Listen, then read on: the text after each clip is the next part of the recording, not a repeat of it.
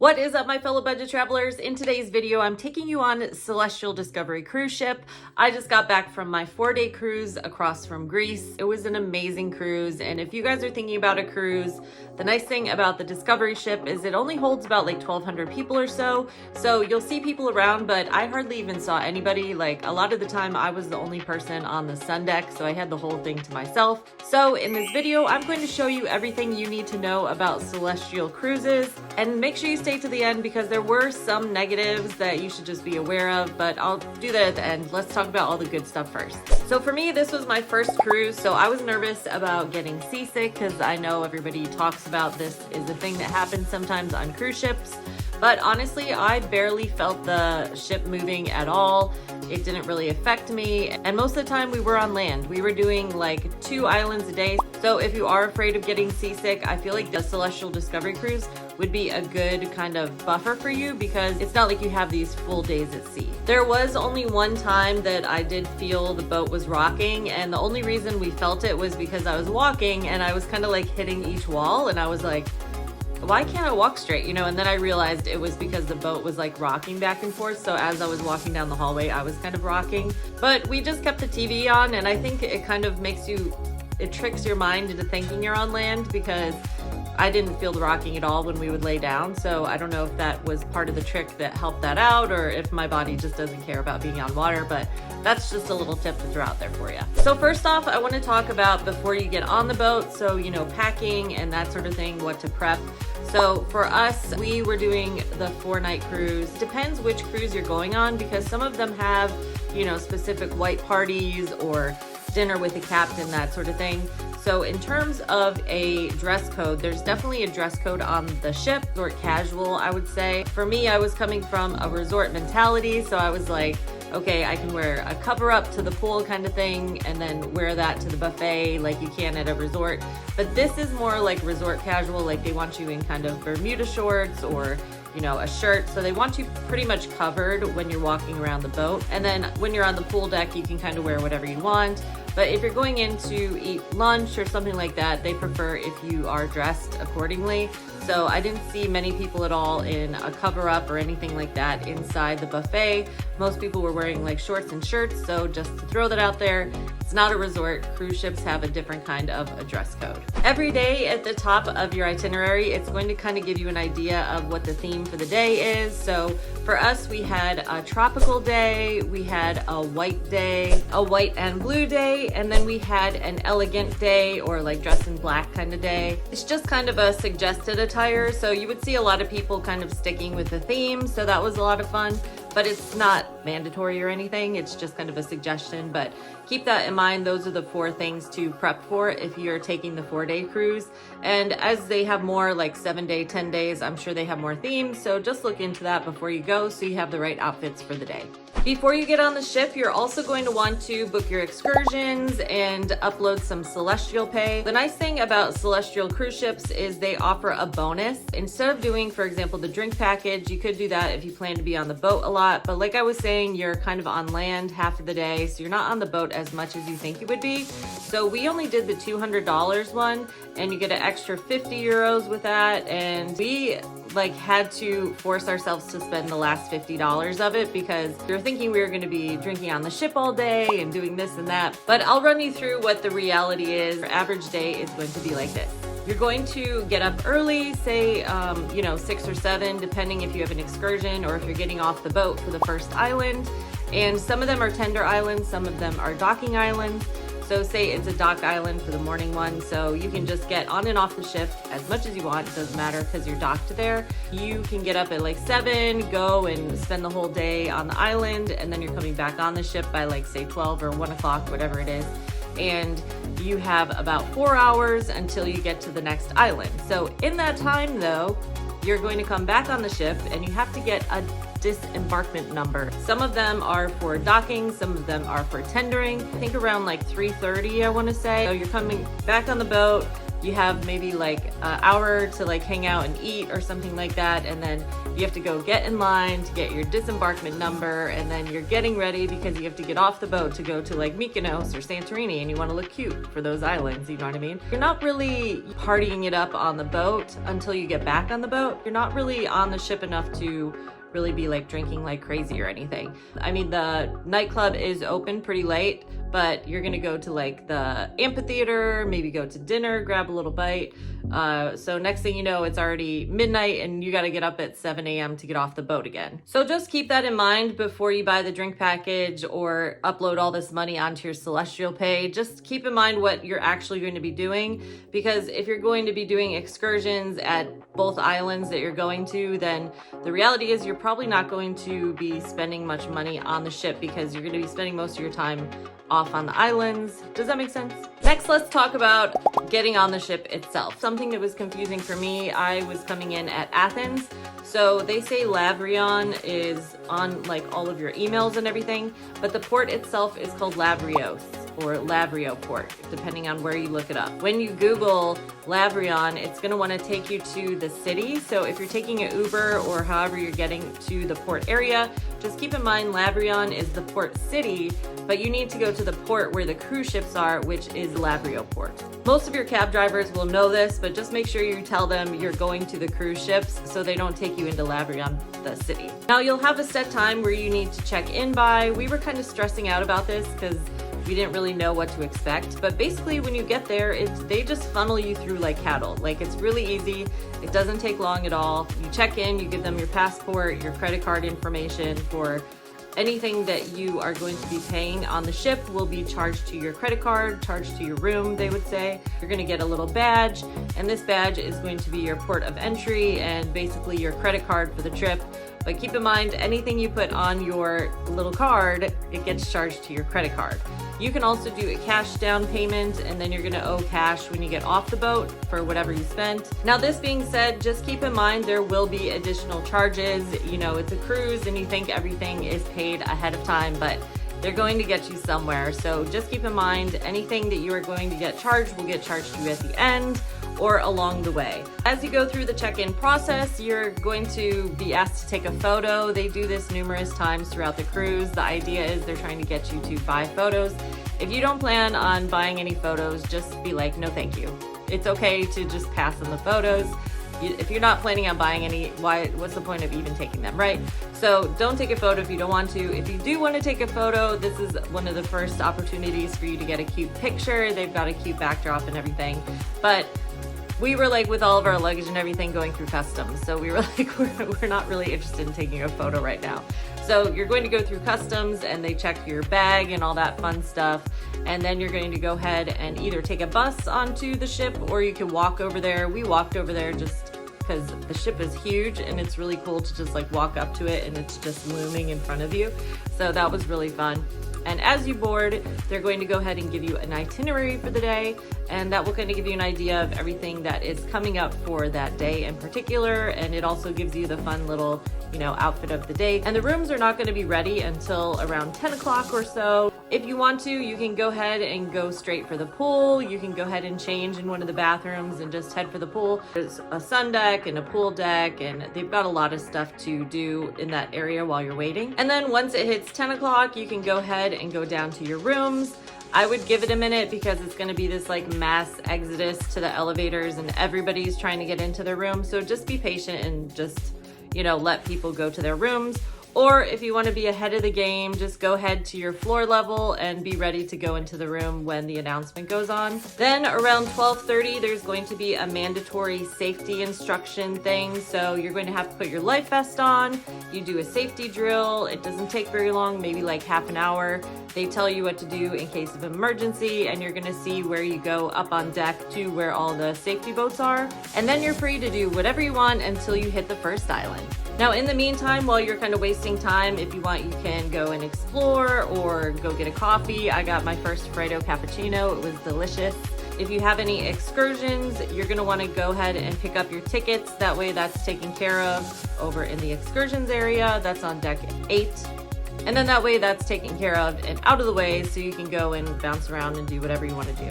All right, are you guys keeping up with me? I know I'm going through this really fast, but I don't want this to be like an hour-long video. So if you have any comments, feel free to ask me down below and I'll answer them as soon as I can. Okay, now let's talk a few of the food things. So you've uploaded your Celestyal Pay. If you want, they do have an a la carte restaurant. They have a couple of the buffets, and then they have a bunch of little shops that are kind of scattered all over the boat. So they have like an ice cream shop, and then they have, you know, the coffee shop. This is all going to be extra cost. The only things that's all inclusive are the buffet areas. So there's also one over by the pool. It's the little Greek deli.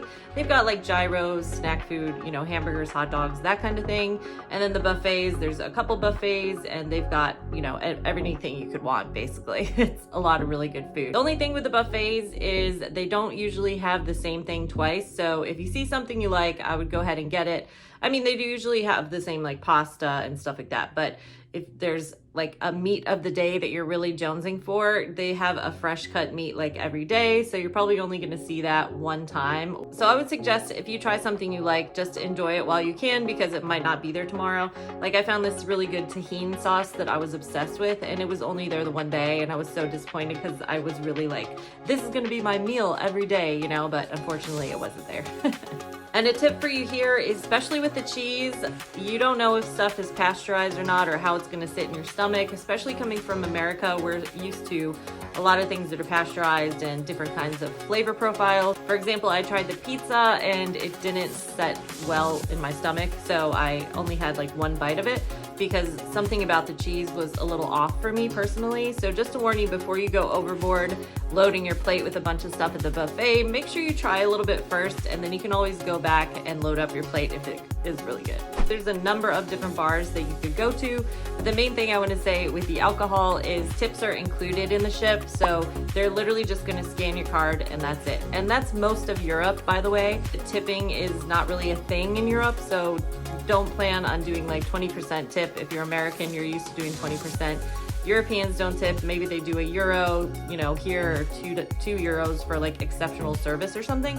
But most people are not going to accept tips. I don't know if they're allowed to accept tips on the cruise. I didn't really see people giving people, you know, dollars or anything like that, or euros. So just keep that in mind. However, I'm sure like on the last night, if you want, you can kind of slip them cash. I'm sure they'll be really appreciative. And also it's not expected and it is included.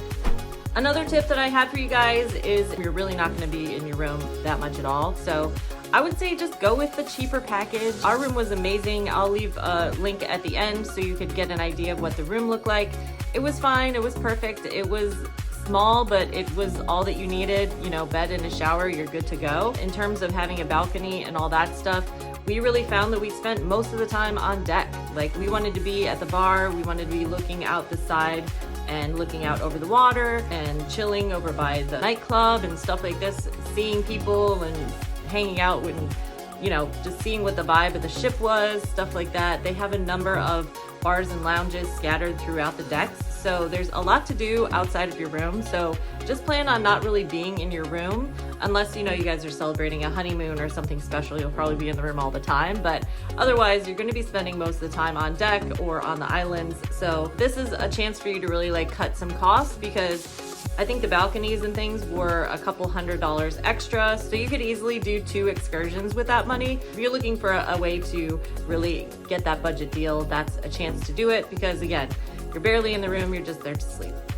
That was one tip that my friends were telling me. They're like, why are you going to want to stay in your room when there's so much to do on the ship? And I was like, oh, that's a good point. So I'm happy that I took their advice. And then the last thing I want to touch on before I go into the negatives that we experienced is everything that's on the itinerary is all optional. You know, it's like, if you want to go to the show, you can go to the show and then you can leave and go do something else. Like you don't have to stay for the whole time. Or if you don't want to go to the show, you don't have to even go to the show. You know, there's a lot of different options for a reason because there's a lot of different people on the boat. A lot of different people are looking for different things to do. Like you could just go in and out at your leisure. A lot of people will be doing the same thing. So just to throw that out there, don't feel pressure to do a lot of stuff if you just want to sit and chill. All right, now let's talk about some of the negatives. Okay guys, this is a big one.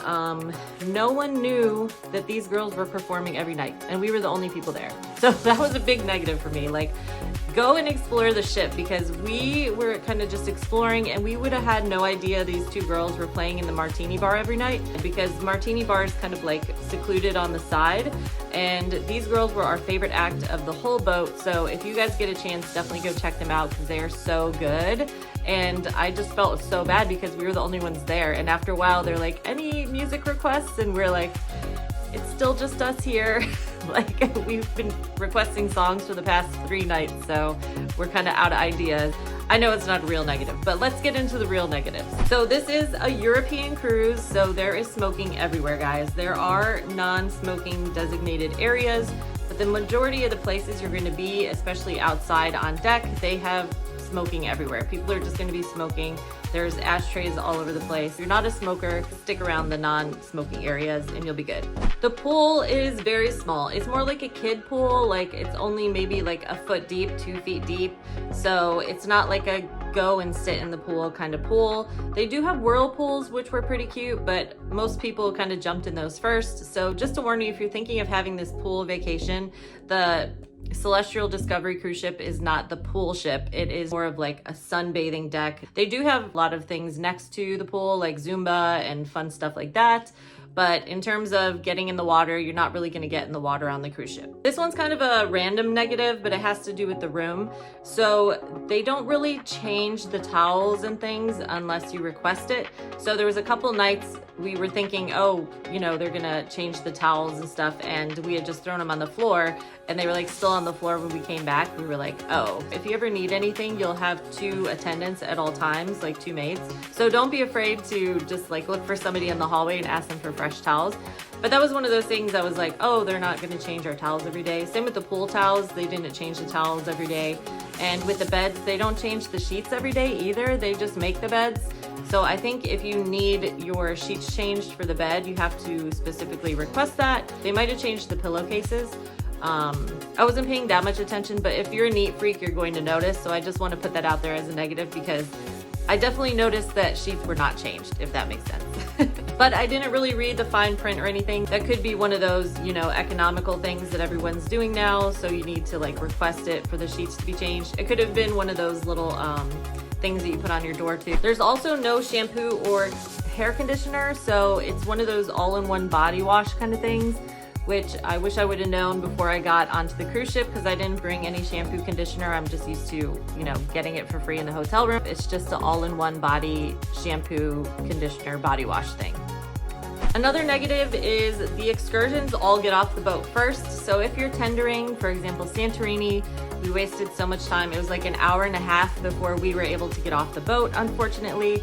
So that really cut into our time, because we were going over to Ia, which is like a 30 to 40 minute cab ride. So we really lost out on time there, because again, it took like an hour and a half to get off the boat. So just keep that in mind when you're making dinner reservations and things for certain parts of the island that you need to tender to and things. You need to have your tender number, because we were tender number 1 and it still took us an hour and a half. So I can only imagine people who were tender number 4 for Santorini. So just to throw that out there. When planning things, just plan with that in mind. Another random negative, but you don't think about it because you've never been on a cruise before, is it gets really windy. So I did not really pack windy clothes. I packed like cute clothes.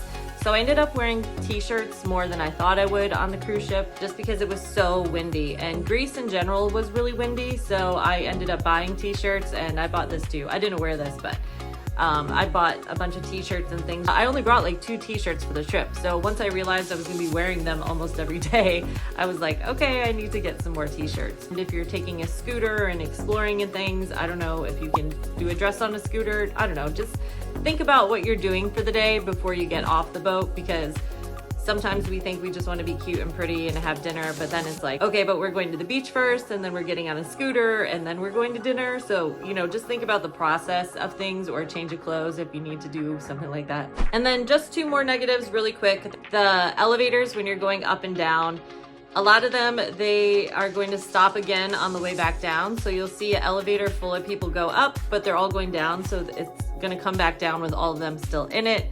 So if you see a spot on an elevator during those busy times, just get on the elevator, because it's probably gonna go up and then go back down, and more people are gonna get on the elevator. So for you to take the elevator, just get on it when there's space, if that makes sense. And lastly, things are not included that you think are included. So they'll put little, like for example, we got this lanyard for our, Celestial badge, and they charged us for that. And then also, as you're going from port to port, if you get off the boat, some of the ports, they charge a port fee now. So this was supposed to be included from my knowledge from when I bought the cruise, but they said things had changed in the past week or so. So I don't know if this is the thing they always do or if it was just a happenstance of the time we were on the ship. But we had an extra $150 in charges from port fees. So just keep that in mind if you're planning to get off the boat at every island. You might get charged an extra port fee per person. And this is, I'm sure all cruise ships are like this, but I just wanted to give you a heads up. There are going to be additional charges, so just plan for additional charges. Don't think you have this set rate because it's an all-inclusive cruise, you know what I mean?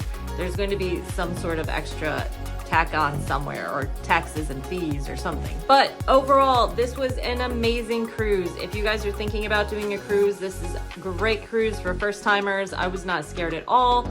They took away all the anxiety that I had. There was so many people everywhere. The staff was everywhere. Like if you looked lost, someone would come up to you. Every floor you were on, people were saying hello. The staff is so lovely. And like I said, in the room, you have 2 people down there at all times. Someone is always in the hallway to help you out if you need more towels or sheets changed or whatever you need. The bar staff, the entertainment, everything was lovely. It was amazing. And I highly recommend Celestyal Cruise Ships. I'm so excited to go back and take another one. I saw they have cruises to like Croatia and Italy. So I really want to go back to Greece and then go to Italy, Croatia. I don't know. Now I want to go everywhere they go because I am hooked on their cruise ship now that I've been on one. And just for your guys' reference, I went on a Monday. So my cruise was a Monday through Thursday. And then Friday was when we exited the ship. So one last little tip for you. You get on the ship between 9 and 12 o'clock. So guess what time you have to get off the ship, okay? So just plan to be off the ship bright and early because you are going to have to be off the ship. I think it was by 8 o'clock you have to be off the ship. So just keep that in mind when you're planning your things for the next day when you are back at port. Because especially if you're planning a flight, your flight is at like 5 o'clock, you're gonna have a whole day to like burn because it only takes maybe 40 minutes to get to the airport from the port. So just keep that in mind when you're booking a flight because you're going to be off the ship bright and early. If you want to see more of my Greece trip, make sure you check out this playlist here. I go into detail of all the different islands we went to with the Celestyal Discovery Cruise Ship. I also give you a room tour and I also give you a whole tour of the ship as well so you know exactly what to expect when you're on the ship. And that should help you out a lot, take away all of your anxiety. So this is the video I wish I would have had for my first cruise. So I hope it helps you guys out. And if I don't see you over here, I'll see you down in the comments. Ask me anything you want and I'll get back to you as soon as I can. See you there.